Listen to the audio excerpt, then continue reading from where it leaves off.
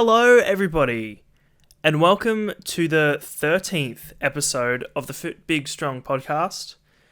I'm very excited to have you here today. My name is Ashton, and I made this podcast to provide free, high-quality, educational information around getting fitter, bigger, and stronger.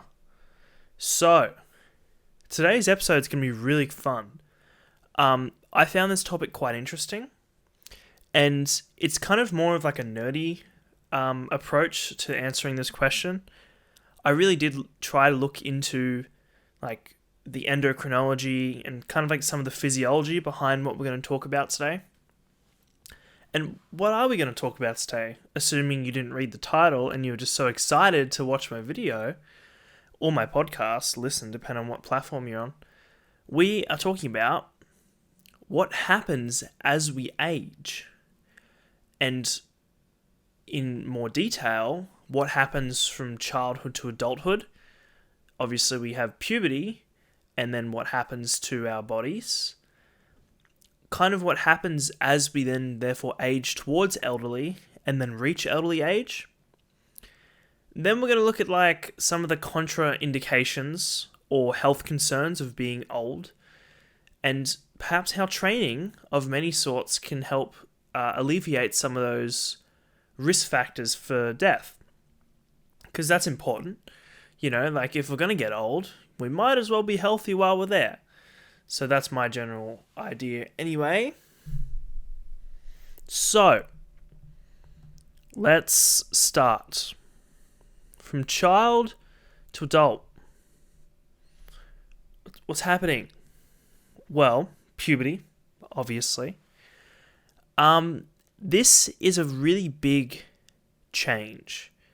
Your body undergoes a lot of processes and multiplies in size and in function in a lot of different ways and is a huge development milestone, which we all have to go through, despite some people wanting to place blockers. Well, let's talk about how does puberty actually start? Well, there's a hormone. It's called Gonadotropin releasing hormone. Ooh, that sounds really scary. So, some quick terminology. A gonad is your reproductive organs. And so, gonadotropins are hormones which bind to your sex organs. So, if you're a man, your coccus, and if you're a female, then your vaginus. Those aren't scientific words. I'm just trying to be funny at 9 o'clock at night right now. It probably won't happen. Probably won't happen very well. So yeah, that's a gonadotropin is a hormone that binds to those particular organs, and so gonadotropin releasing hormone is basically a hormone which causes the release of chemicals which bind to sex hormones. And what are those hormones? Well, you got LSH and FSH. I'm sure you've heard of those, but you've got luteinizing hormone and follicle stimulating hormone. Those are the two hormones that gonadotropin releases. So basically, your anterior pituitary, I think it's your anterior pituitary, releases this hormone, and then that causes something I can't remember what it is that causes it to release it, but then the hormone increases the release of these two hormones, and then these two hormones work on your sex organs. So, as I just mentioned, the gonadotropins bind to your sex organs, and this, obviously depending on if you're a male or female, will result in more hormones, more sex hormones being released. Actually, there was no sex hormones in the first place. This is the first time we are getting some sex hormone activity. So if you're a female, you're going to see very large increases in estrogen. And if you're a male, you're going to see some increases in testosterone. And so women do produce estrogen. No, they do produce testosterone in their ovaries. But God, not as much as men do in their testes. Okay. So that's basically what puberty is. So a hormone causes the release of two more hormones, which then work on your sex organs to produce the two main hormones, depending on the main hormone, depending on your gender. If that makes sense. If I could summarize it somehow. So let's actually break down all the interesting hormones and what happens, because I think it's very interesting. And look, I'll tell you what, I read a lot of papers trying to understand this stuff for the podcast, and it was fun. So, but then again, I'm a weirdo who likes learning about chemicals. So, the primary sex hormones, what are their functions depending on your gender? Well, for women, increases in estrogen does a couple things. It facilitates growth and development of breasts and the reproductive organs. So it literally increases the size of your breasts and the size of your reproductive organs. And perhaps it changes also the shape of the organs into a more reproductive manner. So it's basically matures the development of these particular organs. It also changes fat distribution, which is really interesting. So estrogen increases fat around the hips and the breasts. I think that's quite interesting. I don't know if we increased estrogen in men, if it has a similar effect. I think it actually does, which is quite interesting, because I know that if you have an imbalance of estrogen in men, you can develop what's called gynecomastia. So the actual glands which cause your breasts to grow start developing in men if you have too much estrogen relative to testosterone. Super interesting. And it also facilitates bone maturing. So that's something that estrogen does do. We're going to talk about that a little bit later, because I find it interesting. So, in men, what do increases in testosterone do?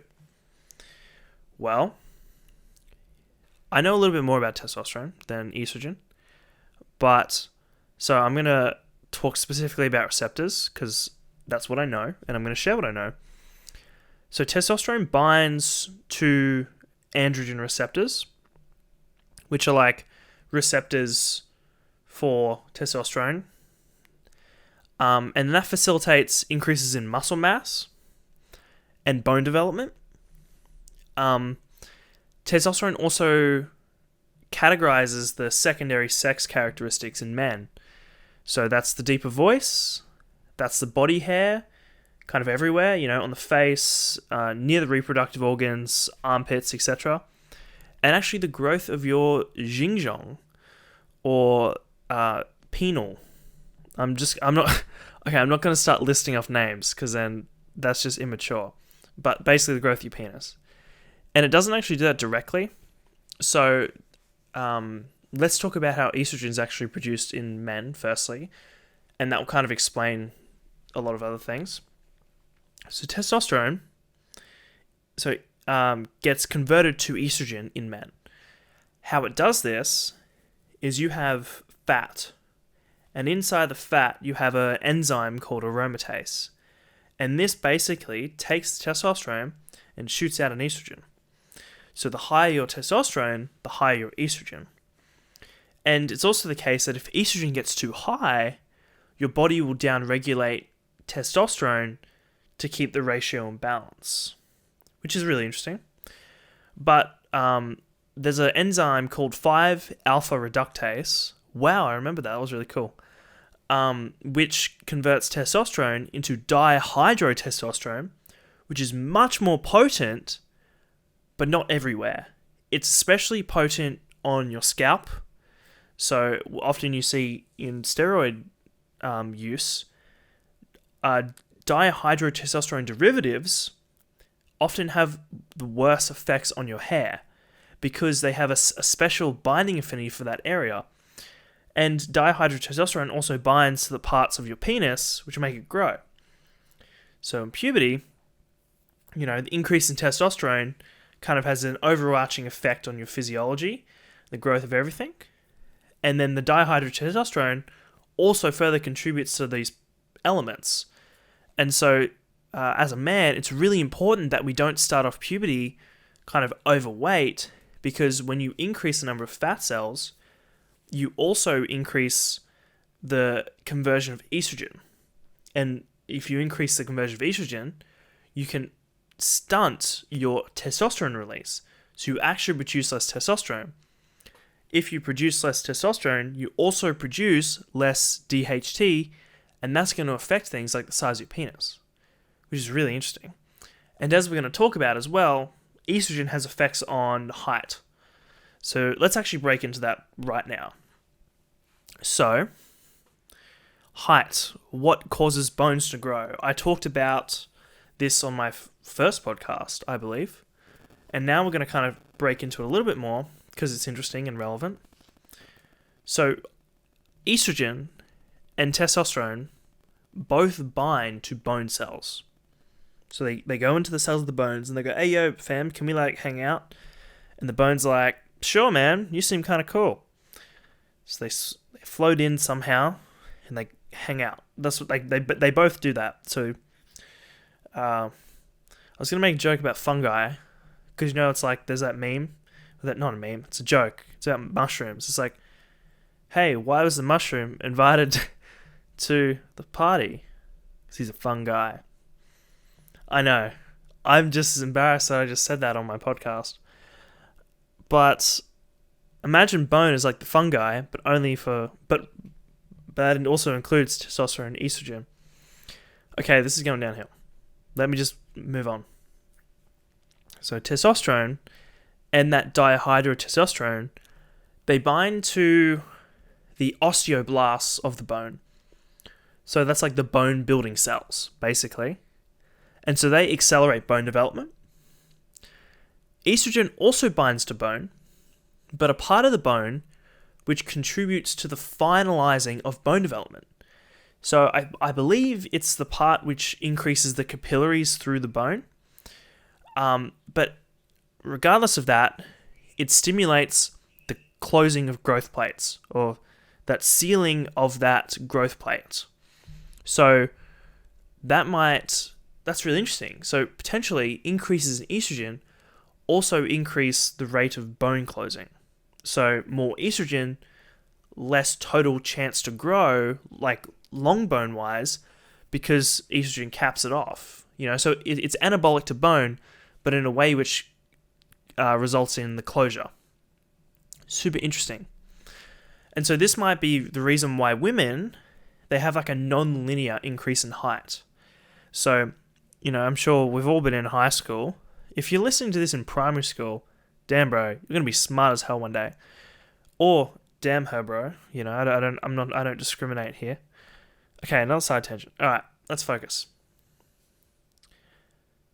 So, you might have noticed that women, they spiked up in height and took over all the guys, and then they kind of stopped. And then the men just eventually dwarfed them, on average. Maybe the reason is they have so much more estrogen, which is contributing to that bone growth. So they have a really quick spike, and then it stops, because the estrogen eventually shuts off the growth plate. Interesting possibility.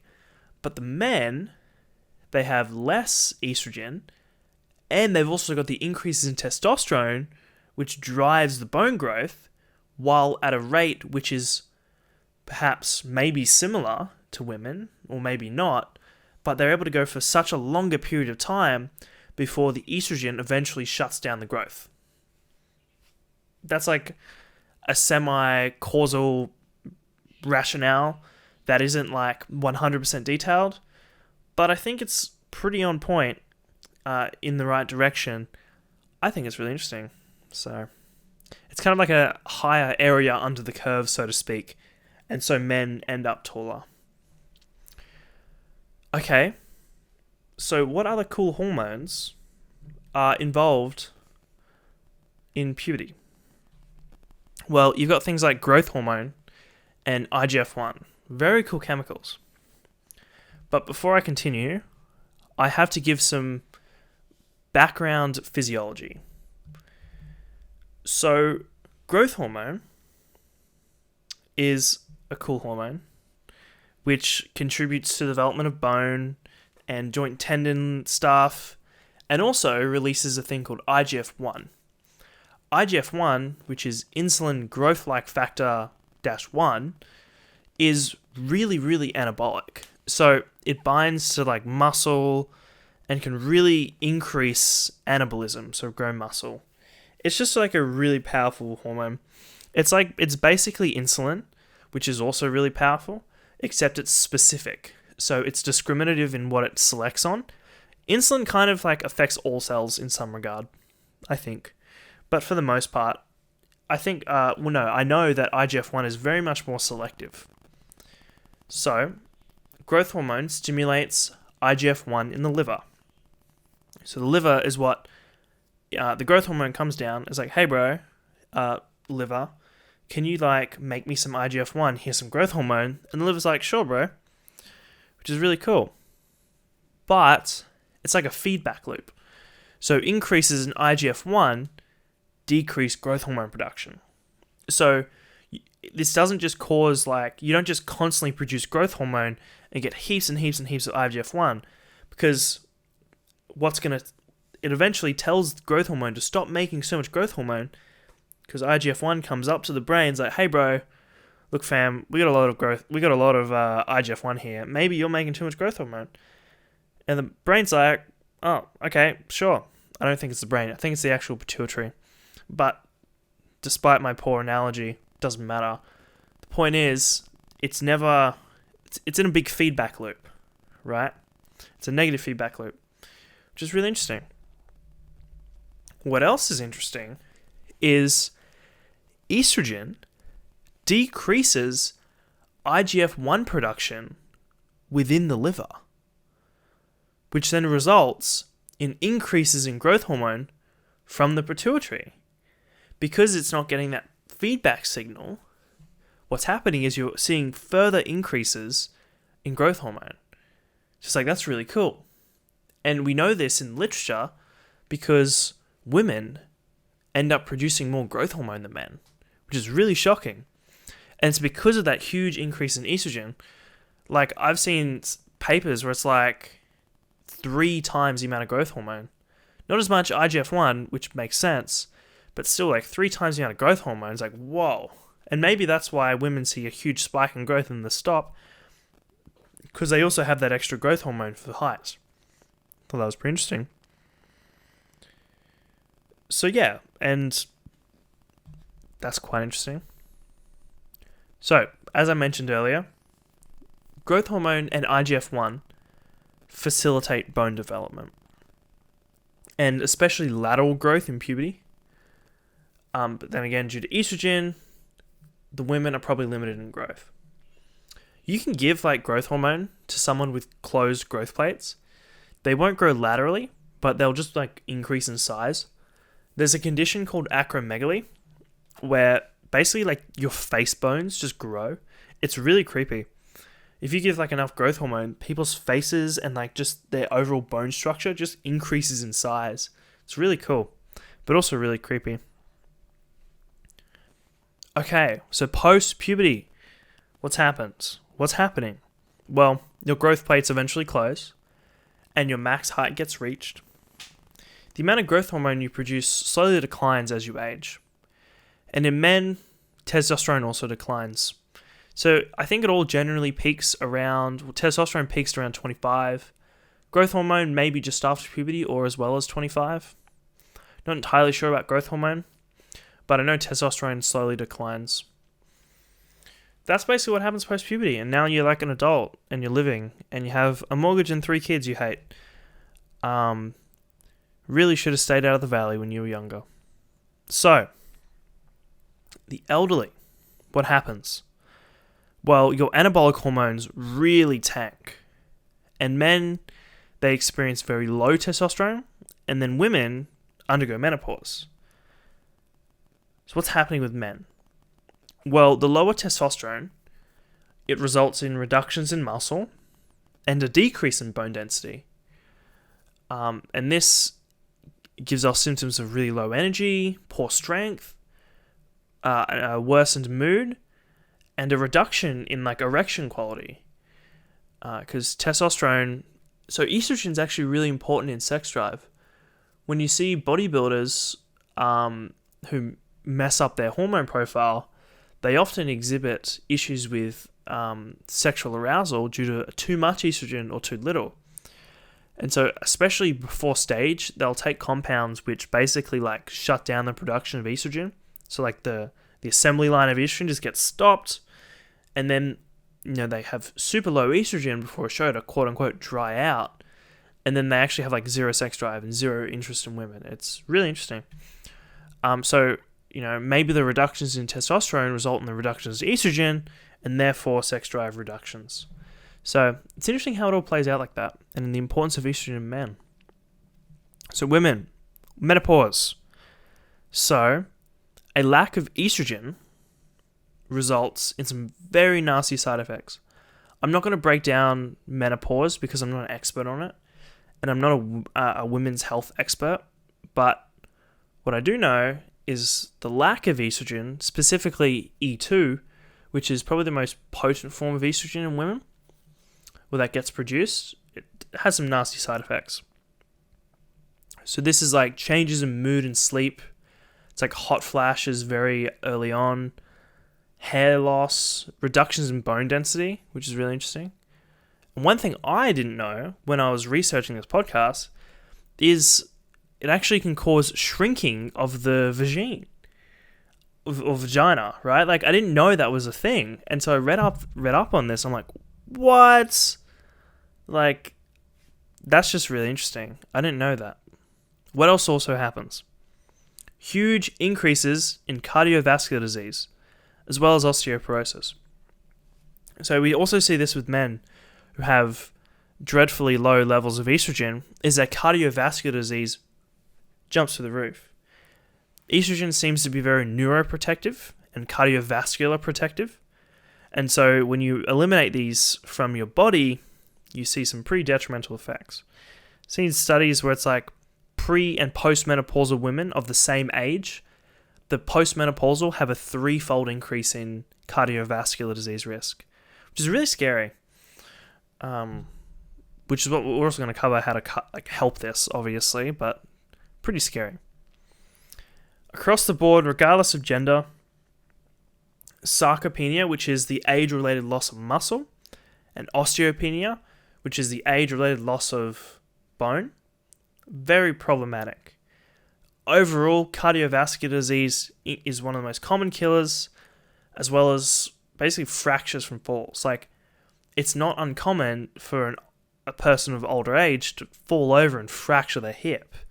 And because they don't have as much of these anabolic hormones, their recovery time's way down, and the chance of survival is much lower. It's really sad and quite unfortunate. So how does training help? How can we reduce some of these risk factors with training? Well, high cardiovascular fitness is pretty well correlated with a low risk of cardiovascular disease. It's like, makes sense, right?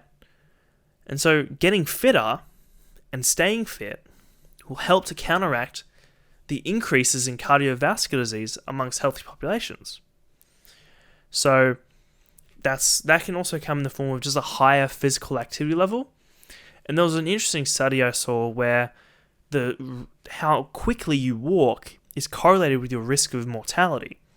So generally, the quicker you walk demonstrates a higher level of fitness and strength levels, and so that was also correlated with the reductions in all-cause mortality, regardless of what the disease was, which is really interesting. What about strength training? This is like the bread and butter of my life. How is this going to help me with all these issues? Well, loaded exercise through a dynamic range of motion, so that's basically just resistance training, it's not isometric, has been shown to stimulate osteoblast activity, so the bone building cells, and overall bone turnover. And resistance training, especially post-workout, raises those anabolic hormones which you're deficient in. Very interesting. I'm not going to sit here and suggest you're going to get 20-year-old levels of testosterone and growth hormone, but or that even after training, when you're older, you'll get the same anabolic response, because I would just be kidding myself. But it's going to contribute, absolutely. And so why not take advantage of this? Why not? And so that combination of an increase in those hormones and the direct stimulation of osteoblast activity is like a deadly killer to sarcopenia and osteopenia. Like, if you really want to, like, it can get so bad that pouring yourself a glass of milk and drinking it is like a difficult challenge. Like, you become dependent on others. But resistance training can really, really, really push that as far away as it possibly can. Like, you might be at a point where you can be independent before your demise, which is really good. Like, that's what you want. You don't want others to have to depend on you, and then you go, and it's like, oh. Or if you could just live your life how you wanted to, and then, the time comes, that's probably a better outcome if I could pick between the two. And so it comes down to use it or lose it. Like, you will lose it if you don't use it. And as early as you can start is the best. It's never too late to start, but there's also never too early. And so resistance training helps to preserve high muscle levels, and with a good diet, better body composition, which further lowers cardiovascular disease risk. I think if you were to pick one form of exercise, cardiovascular training probably has the biggest effect on cardiovascular disease, but ignoring resistance training is a big mistake. It's like, here's a weird analogy. You're driving on a train, and in 300 meters, there's a car that's stuck on the railway. Are you going to ignore it and hit the brakes? No, you're going to ignore it and just plow through it and potentially cause all these issues? Or are you going to put the brakes on and slow down? Like, these are tools that we can use to benefit our lives. It's like, why would we not use them? And there are a lot of reasons why you wouldn't, maybe you just don't care. And, maybe you just want to sit on a couch all day and drink beer. It's like, well, you can do that, but also understand what you're getting yourself into, And so it's really just, my goal is to basically give out as much of these resources as I possibly can to help as many people so they can make informed decisions. If you think there's no hope when you're older and then you just sit on the couch drinking beers all day, well, if you knew that there were, like, your demise won't be so horrific, you might do something. So keep all that in mind. That's the end of this episode. Thank you for listening so much. Thank you so much for listening. It's actually really late at night for me. It's actually 10:20 p.m. The reason being is early morning, the birds, it's like an alarm clock in Australia. They will go till like 12 in the morning. And at night, we sometimes get like a bat or two, but the noise pollution is way lower. So I'm staying up to video this one, which is good fun. But that's what you got to do when you're on a mission to spread the word. Anyways, I look forward to seeing you guys for episode 14. Make sure you subscribe if you're watching on YouTube and like the video. If you're listening on any other platforms, give us an honest rating of 5 stars because you loved this so much. And make sure you follow to stay up to date on all my episodes. Thank you so much.